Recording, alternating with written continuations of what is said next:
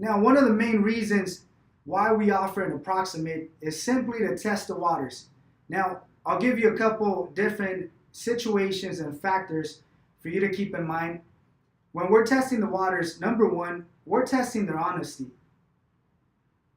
By asking them, by giving them an approximate, they're not committed or they're not obligated.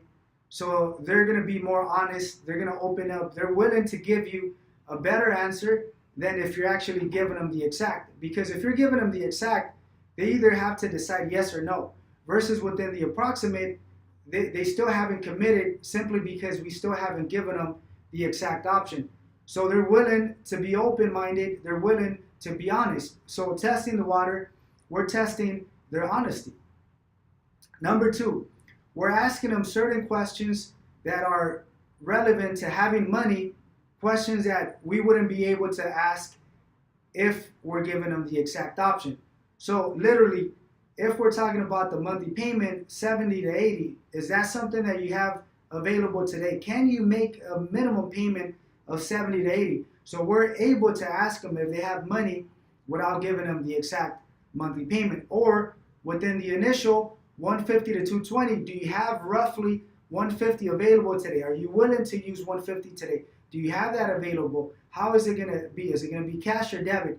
So we're able to ask them specifically on the money that they have, if they have it, and if they're willing to use it without giving them the exact total. So once again, they're going to give us more of an honest response simply because we're not discussing the actual prices. So they're not committing, they're not committed to make a decision.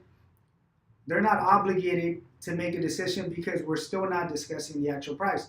So that's number two. We're able to ask them certain questions that are based on the money that they have and if they're willing to use it. Now, number three, we're also able to evaluate how positive or negative they are.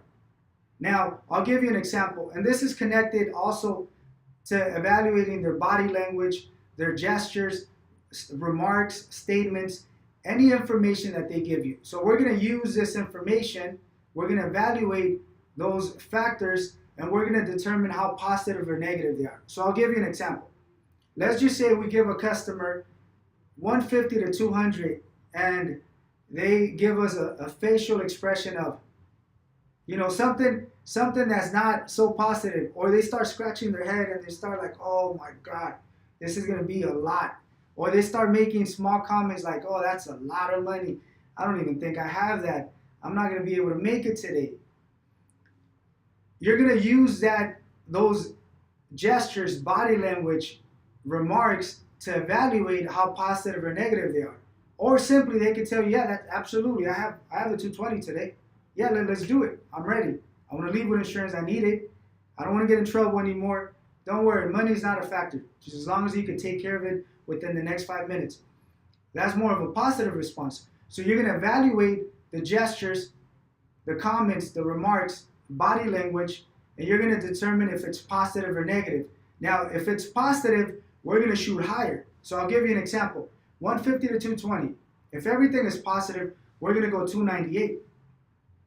If everything is not so positive, we may have to keep it within the 150 to 220. So we may just give them 219 or 228 or 238.